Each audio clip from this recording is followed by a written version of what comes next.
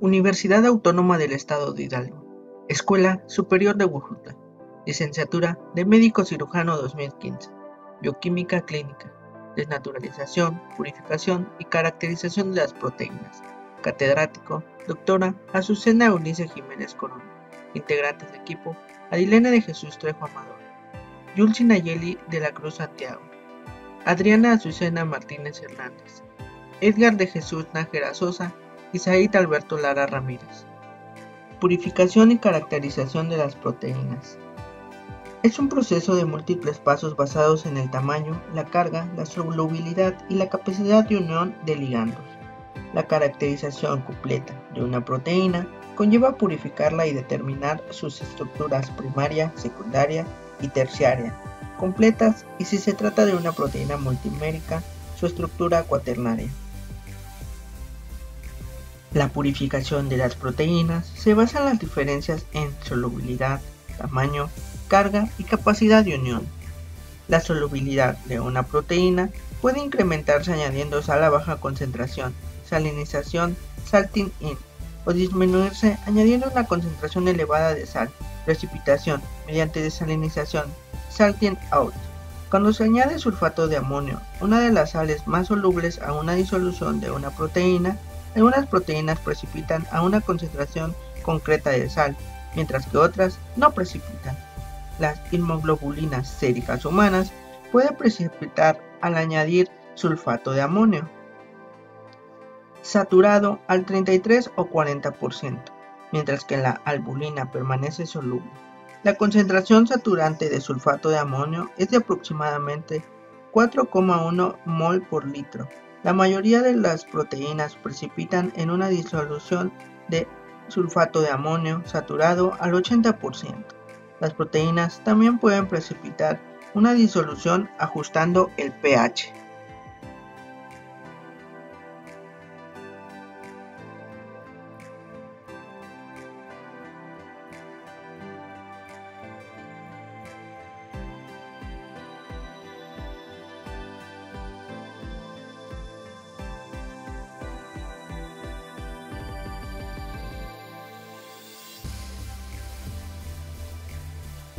La purificación de una proteína consiste en una serie de procesos que nos permite aislar un solo tipo de proteínas de una mezcla compleja, es decir, retener la mayor cantidad de proteína funcional con el menor número de contaminantes. La purificación de las proteínas es fundamental para la caracterización de la función, estructura e interacciones de las proteínas de interés. Por ejemplo, con una enzima, un receptor celular o un anticuerpo, el material inicial generalmente es un tejido biológico o un cultivo microbiano. Hay varios pasos en el proceso de la purificación de una proteína. Se puede liberar a la proteína de la matriz que lo confina, separando las partes proteica y no proteica de la mezcla, y finalmente separar a la proteína deseada de todas las demás.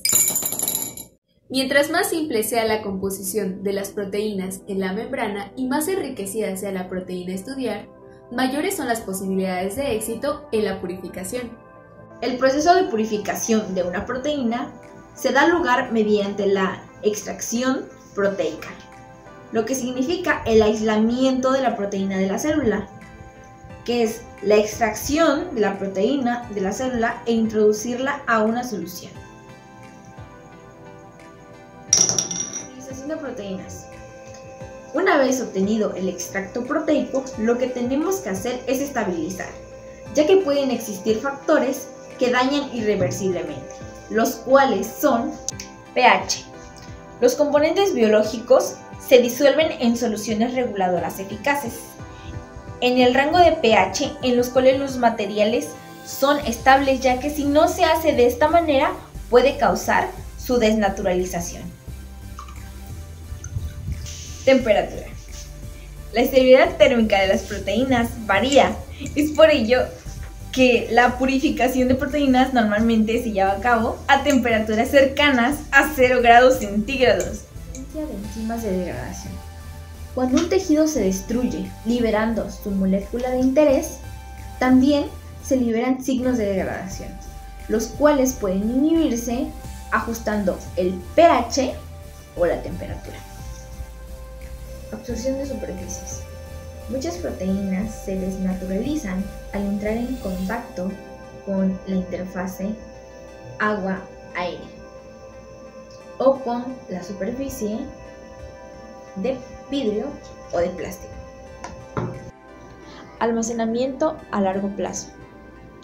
Las soluciones de proteínas a menudo se almacenan bajo gas nitrógeno o argón. Estas se congelan a una temperatura de menos 80 grados Celsius o menos 196 grados Celsius. Y esto se hace para evitar que se oxide o entre material microbiano. La precipitación con sulfato de amonio es uno de los métodos más utilizados para la purificación y fraccionamiento de las proteínas. Se utiliza para separar las proteínas y alterar su solubilidad mediante altas concentraciones de sal. Sirve para remover contaminantes y concentrar la muestra mediante un cambio de pH, un aumento de temperatura, la adición de solventes y moléculas cargadas.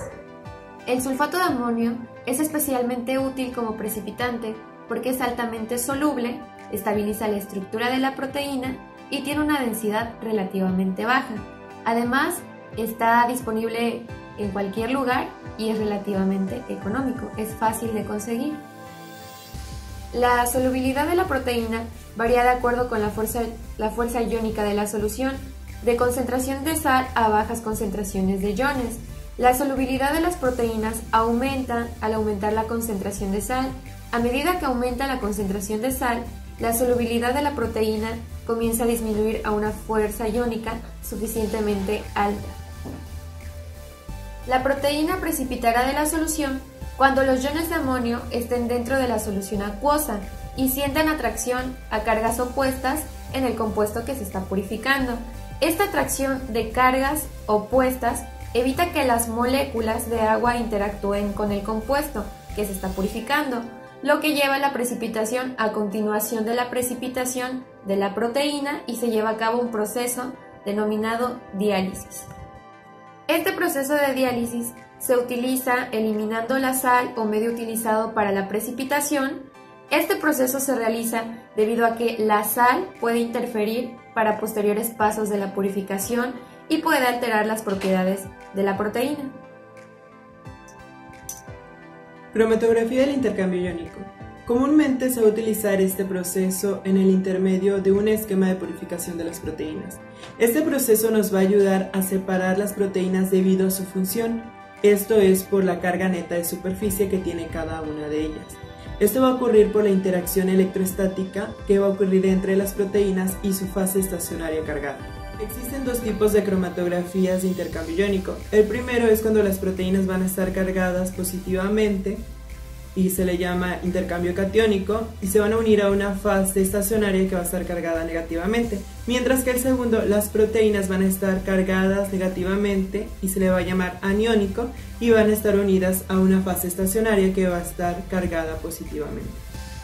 Posteriormente, los iones complementarios con el buffer de elusión interactúan con la fase estacionaria. Esto va a ocurrir cuando se desplace la proteína unida y finalmente va a tener un cambio drástico de pH. La concentración salina va a servir para aquellas partículas que todavía siguen unidas con el fin de que se separen de los iones complementarios en la fase estacionaria.